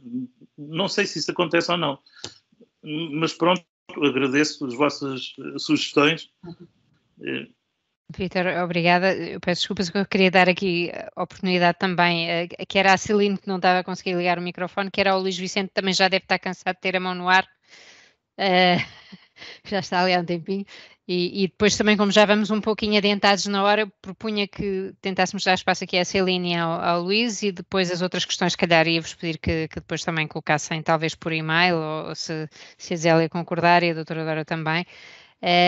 Mas então, em relação à Celine, Celine pergunta se, estando a estudar e escrever artigos relacionados com assuntos do mar e experiência em mercados internacionais, é relevante enquanto experiência. E depois diz que já verificou pelo Talent Screener que as minhas respostas são não. Pronto, e que faria sentido o que a doutora Zélia acabou de propor, na perspectiva de uma hard measure, se calhar de um recrutamento mais orientado para Portugal, tendo em conta a importância do mar para Portugal, nomeadamente nesta área. Portanto, não sei se querem reagir a isto, e se calhar depois o Luís Vicente então colocar a sua questão, ligando o microfone. Talvez possamos ganhar algum tempo, se calhar fazendo essa. Luís, se quiser já partilhar a sua questão. Ok, aproveito. Muito boa tarde a todos. Agradeço desde já a realização deste webinar. passando diretamente às perguntas, queria perguntar aqui algumas coisas. Vocês têm focado que estamos a recrutar uma pool de potenciais candidatos, principalmente para a DG Mar. Usam sempre assim uma palavra que qualifica isto, e eu pergunto, porquê esse qualificador? E acho que também já responderam indiretamente, porque já falaram 2 vezes de controle de pescas e de agências, portanto suponho que esteja aqui a relação com a Agência Europeia de Controle de Pescas, mas pergunto que mais entidades é que estão em questão para usar essa expressão. Perguntava também sobre experiência, se faz diferença ter mais do que os referidos anos de experiência, suponho que sim. E perguntava quais são as funções de um AD6, daquele que estão a recrutar. E pergunto-te especialmente porquê. Porque o organograma que vimos há bocado da doutora Dora Correia, aquilo está ligente, que eu alguma até conheço. O Fabrício Donatella negociou agora com o bilateral União Europeia-Noruega. Certamente não vão pôr um AD6 a fazer isso. O Anders Jensen esteve a negociar na NAF, quer dizer, não é nada disto que estamos a falar, certamente. Não, Portanto, mas talvez a doutora Ana qualquer. Margarida possa tornar a pôr o organograma e eu posso-vos falar um bocadinho da estrutura da DG. Seguramente, vou então fazê-lo. Ok. Já agora, só para terminar as minhas perguntas, o número de 86 veio de onde, então? Quer dizer, doutora Dora, eu não sei se tem alguma coisa a acrescentar, mas quem determina este número é a instituição que solicita ao EPSO para organizar o concurso e propõe um número de candidatos na lista de reserva. Portanto, é a própria instituição que diz, nós gostaríamos de tanto, ou as várias instituições, neste caso é mais a DG Mar, que propõe esse número. Exatamente, foi um número que nós propusemos baseado na antecipação das nossas necessidades de recrutamento. Nós olhamos para a DG, fizemos um mapping, digamos, em termos de competências e em termos de renovação de gerações, não é? Colegas que vão para a reforma, etc. E antecipamos esse planeamento o nosso horizonte foi mais ou menos 10 anos. E, portanto, daí resultou esse número de 86 que está na lista. Porquê principalmente a DG Mar? Porque isto é um concurso específico. Portanto, a DG Mar tem prioridade sobre as outras DGs para recrutar nesta lista. E nenhuma outra DG pode recrutar desta lista sem o nosso acordo. Portanto, qualquer recrutamento da lista por outras DGs será sempre um recrutamento residual. E quanto às funções de um AD6, deixe-me só dizer, portanto, o organograma que aqui está retoma a estrutura da Direção-Geral com os níveis de liderança e enquadramento. Ou seja, como vê, tem a Diretora-Geral, os 5 diretores, incluindo eu, ali na direção os 5 diretores e os 21, agora 22, chefes de unidade. Isto corresponde a quê em termos de grau? Portanto, o grau, o famoso AD6, o 6 é o grau, não é? Para ser chefe de unidade, tem que ter no mínimo o grau de AD9. Ok? Os diretores são AD14. A diretora-geral é AD15 no mínimo. Já vê um bocadinho. Mas depois o que é que se passa? Sob os chefes de unidade, portanto, chefe de unidade mínimo AD9, a organização não é feita por grau. Ou seja, as responsabilidades de um colega AD8 ou AD6 ou AD5 são as mesmas. Não há hierarquia abaixo desse requisito da AD9 para chefe de unidade. E se reparar, doutora Ana, pode pôr o organograma mais para cima outra vez, se faz favor. Por exemplo, se reparar, tenho aqui junto à diretora-geral 2 assistentes. Os 2 assistentes, a Milena e o Stein, são colegas que preparam o trabalho da diretora-geral, portanto, tem a ver a responsabilidade que eles têm. Um AD5 pode ser assistente diretor-geral, não há requisito para ser assistente. E os 2 colegas que ali estão, por acaso, não sei agora muito bem qual é o grau, mas Normalmente os assistentes do diretor-geral não têm o grau para ser chefe de unidade, portanto estão abaixo. Isto só para lhe dar um exemplo. Em cada unidade, não sei se repara, na caixinha de cada unidade tem um DPT. DPT é Deputy. Portanto, é o chefe de unidade adjunto. O chefe de unidade adjunto também não tem requisito de grau. Um AD6 pode ser chefe de unidade adjunto, pode ser chefe de setor, pode ser chefe de equipa. Portanto, com o grau da AD6, pode fazer uma variedade de funções enorme. Pode ser negociador de um acordo de pesca, pode ser gestor de um programa do Fundo das Pescas, pode ser gestor de uma pescaria no Atlântico, pode ser desk officer para um projeto no programa Horizon Europe. Portanto, é difícil dar-lhe uma descrição muito exata do que pode ser um posto AD6, porque, mais uma vez, abaixo do chefe de unidade não há relação direta entre o grau e o nível de responsabilidade. Não sei se respondi à sua pergunta. Mais perguntas?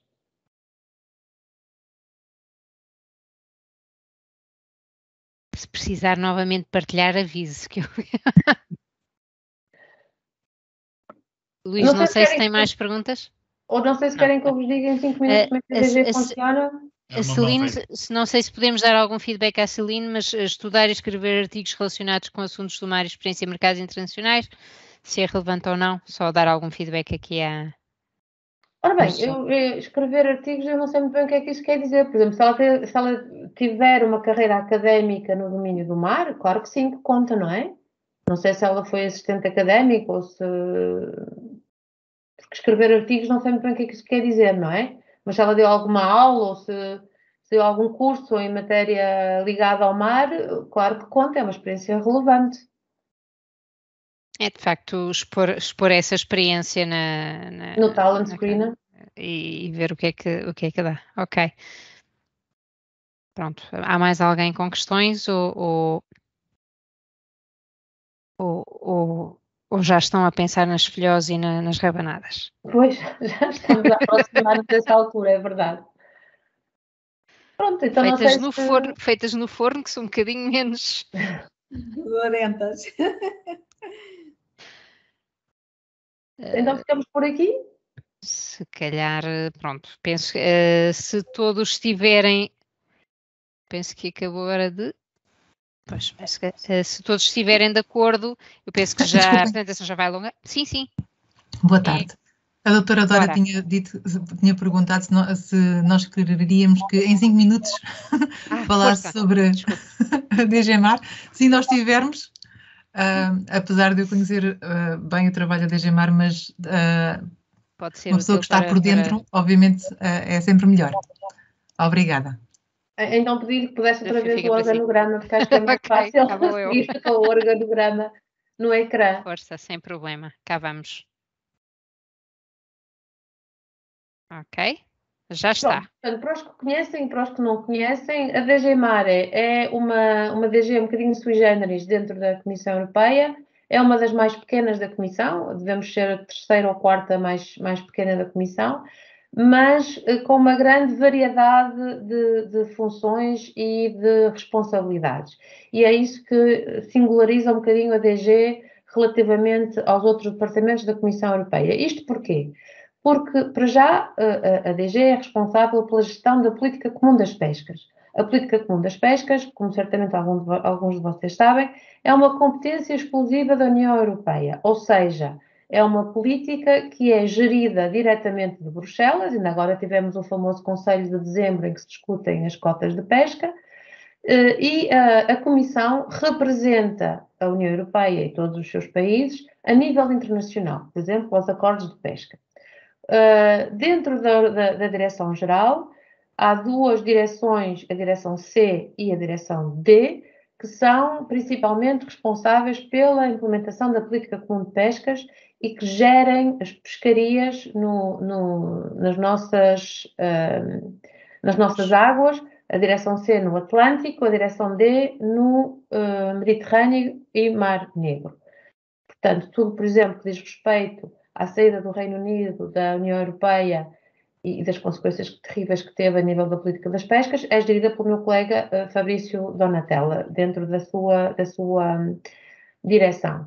Se virem, doutora Ana, eu pedi para descer um bocadinho, se virem a estrutura das direções, portanto, temos as unidades C1, D1, que fazem a gestão das pescarias nas águas respectivas, não é? Depois a unidade C2 e D2, que são responsáveis pela gestão do Fundo Europeu das Pescas nas mesmas zonas geográficas, e em seguida há uma série de unidades, a unidade C3, D3, C4, D4, que têm responsabilidades horizontais sobre certas áreas temáticas. A unidade C3 é tudo o que é a ciência das pescas, ao serviço das pescas, e lá está, falo para os nossos biólogos marinhos, é aí que nós precisamos de biólogos marinhos. A unidade C4, que é uma unidade fundamental porque gera todas as nossas aplicações IT, e nomeadamente a gestão de dados de pescas, posicionamento de barcos, as trocas de informação com os internacionais, é realmente uma área que está em expansão. E em seguida temos a unidade C5, que é a unidade dedicada neste momento às negociações com o Reino Unido e a Noruega. Foi a unidade mais recente, por isso é que ela está um bocadinho no fim. Criámos-la no início deste ano para assegurar a gestão de todos os estoques que partilhamos com o Reino Unido, que são bastantes. Portanto, isto para o lado da direção C. Na direção D, temos a unidade D3, que faz a coordenação temática de todos os assuntos ligados à política comum das pescas e ligada ao nosso fundo estrutural. E, em seguida, uma unidade muito importante, que é a unidade que assegura toda a atividade de inspeção e controle de pescas e nomeadamente, assegura a implementação do nosso regulamento de controle das pescas, que é uma parte essencial da nossa credibilidade, porque a política só é credível se for implementada, e esta unidade está ali para assegurar, de facto, essa implementação e essa fiscalização é feita em toda a União Europeia. Depois, portanto, eu estou a falar um bocadinho depressa, mas se houver perguntas, se me quiserem interromper, estejam à vontade. Eu estava a falar da política comum de pescas, a direção C e D, que asseguram a implementação da política na União Europeia. Temos em seguida a direção B, que assegura a dimensão internacional da política comum de pescas. E podem ver, portanto, da maneira que a direção está organizada, cobre a cooperação em matéria de pescas, cooperação internacional em matéria de pescas, em diferentes níveis. A unidade B1 é responsável por todas as negociações nas Nações Unidas em termos do direito do mar, portanto, a Law of the Sea, e as negociações atuais em termos, agora não me parece-me que traduzir isto em português, que é a BBNJ, portanto, tudo o que é o alto mar e os recursos do alto mar. A unidade B2, que assegura o nível multilateral, portanto, as organizações que existem em várias partes do mundo para gerir em comum certas pescarias, nomeadamente para Portugal é muito importante a Organização do Atlântico Norte ou até a organização que faz toda a gestão das pescarias dos estoques migratórios, como o atum e o tom-rabilho. Depois a unidade B3, que gera os acordos bilaterais de pesca, que a União Europeia tem com um certo número de países, Marrocos, Mauritânia, a Groenlândia. E por fim, a unidade B4, que é a unidade responsável pela aplicação do nosso regulamento sobre a pesca ilegal, e que é uma unidade bastante sui generis, portanto, que tem diálogos com vários países em todo o mundo para melhorar o controle de pescas nesses países, melhorar a legislação nacional em termos de controle e fiscalização de pescas, de maneira a impedir que o produto da pesca ilegal e não regulamentada entre na União Europeia. Isto, portanto, cobre o core business da DG, que é, de facto, as pescas e que tem sido o nosso core business desde o início da nossa Direção-Geral nos anos 80. Veio depois acrescentar-se às pescas toda uma nova área, que é a política marítima e a defesa dos oceanos. Foi digamos, um alargamento das nossas competências, na altura impulsionado pelo presidente Durão Barroso, durante o seu primeiro mandato, e levou, de facto, a uma diversificação das nossas responsabilidades e das nossas tarefas, e também por isso abrimos toda uma parte do nosso concurso a especialistas nestas áreas. Estão a ver as diferentes unidades, isto cobre áreas muito distintas e muito diversas, tudo o que é a ciência e o conhecimento dos oceanos, o que nós chamamos de economia azul, que cobre, por exemplo, o turismo ligado à orla costeira, a agricultura, muito importante, as energias renováveis ligadas ao oceano, portanto, todo um conjunto de atividades. Muito importante também a segurança marítima e o transporte marítimo. E, por fim, uma área que também acaba por estar ao serviço de toda a Direção-Geral, que é a análise económica, a economia marítima, muito importante, e tudo o que é também a regulamentação dos mercados, dos produtos da pesca e da aquacultura, que também é uma competência exclusiva da União Europeia. Temos depois uma última unidade ali, como vem acrescentada no fim da Direção A, que é uma unidade que não está na Direção-Geral, mas está na nossa agência executiva e que é responsável pela execução de todos os nossos financiamentos em gestão direta, e estes financiamentos cobrem, nomeadamente, tudo o que é apoio a projetos piloto na área da economia marítima. Portanto, falei-vos das 4 direções políticas, operacionais. Resta falar da minha direção, que é uma direção de apoio às direções políticas nas áreas que vêm aí, portanto, gestão financeira, orçamento, relações interinstitucionais, comunicação interna e externa, recursos humanos, IT e, evidentemente, tudo o que é os parceiros jurídicos e a unidade de controle de qualidade jurídica de tudo que faz a Direção-Geral.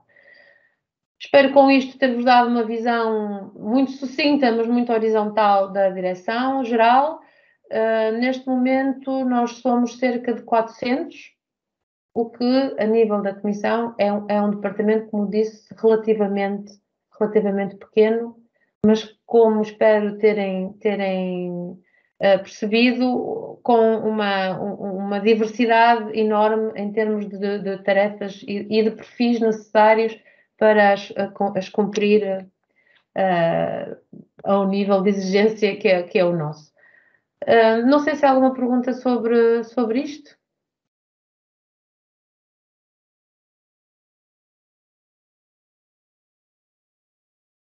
A doutora Ana Alguém com a mão no ar, Luís? Pronto, força. Obrigado. Só se não houver mais ninguém, porque eu já falei uma vez. O organograma também incluía a Agência Europeia de Controlo das Pescas. Perguntava-se qual é que é a relação entre a DG Mare e essa agência, ou até a agência aqui em Lisboa da Segurança Marítima. Sim. Portanto, a Agência de Controlo das Pescas é uma agência regulamentar, ou seja, eu falei há pouco da agência executiva, que executa os nossos financiamentos.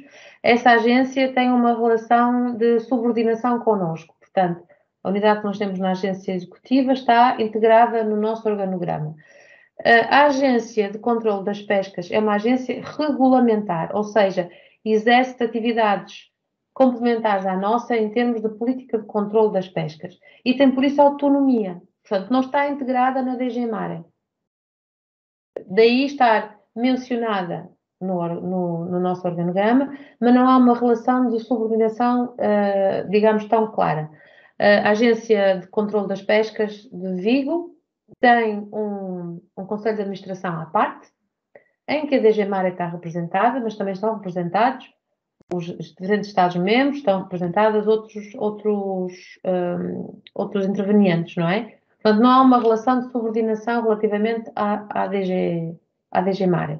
Mas nós somos a DG de tutela na Comissão, da Agência de Vigo. A Agência de Lisboa de Segurança de Transporte Marítimo, temos excelentes relações com essa agência, trabalhamos em projetos comuns, mas a Direção-Geral de Tutela é a DG Move, ou seja, a DG Transporte, e não nós. Respondido, penso eu. E agora sim, se calhar já estão a pensar, pronto, já não digo nas rabanadas e nas filhós, mas se calhar, pronto, temos que pensar que a doutora Dora está em Bruxelas, não é? Mais uma não hora. Sei, penso eu, mais uma hora. Se calhar já começa a ser hora de pensar no jantar. Mais ou menos, não é? Nós estamos na Comissão Europeia, enfim, não é? Mas estamos em final de ano, com muito trabalho também para todos.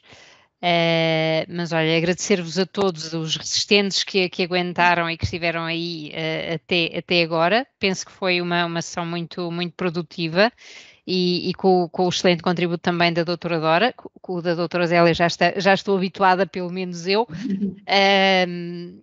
Mas é claro que é completamente diferente ter um insight de alguém que trabalha nas organizações, não é? Portanto, foi de facto muito, muito útil também, e obrigada, Dora Jesus, por insistir também com este pedido de testemunho, vá lá. E se não houver mais questões no imediato, aquilo que nós vamos fazer no seguimento desta sessão é, como combinado, portanto, a gravação vai ficar disponível. Nós vamos, entre amanhã e quinta-feira, ou mais tardar, enviar-vos por e-mail a todos aqueles que participaram a apresentação que foi utilizada pela doutora Zélia, também o anúncio que inclui o famoso anexo 1 com as funções do Jornal Oficial da União Europeia. É um documento um bocadinho mais extenso, mas vale a pena ler, em particular o anexo 1. E também o organograma que a doutora Dora partilhou connosco durante a sessão. E também um link para a gravação, se quiserem rever a gravação. Isto para vocês se tentarem então preparar o melhor possível para a candidatura, que termina, como a doutora Zélia mencionou de início, no dia 11 de janeiro, às 11 da manhã, de Portugal continental, 10 da manhã nos Açores, por acaso de haver alguém. De onde, mais uma vez, não deixem para o último minuto, porque nós somos especialistas nessa matéria e depois às vezes temos alguns dissabores. E pronto, e disponham. Foi uma proposta interessante. Vamos se calhar aqui entrar em diálogo com o Centro de Informação Europeia Jacques Delors para pensarmos aqui o que é que se pode fazer em termos de cursos de preparação para os concursos. Pronto, vamos ver o que é viável ou não. Mas seria até uma ideia bastante interessante em termos de colaboração. E pronto, e se não tiverem mais questões, queria desejar-vos umas boas festas a todos, e disponham também, e sabem também que se as vossas intenções forem para além das instituições europeias, o Euras cá estará também para apoiar naquilo que for necessário, está bem? Obrigada então a todos. Muito obrigada e boas festas a todos. Obrigada, boas festas. Tudo correu bem. Obrigada. Boa tarde. Boa tarde.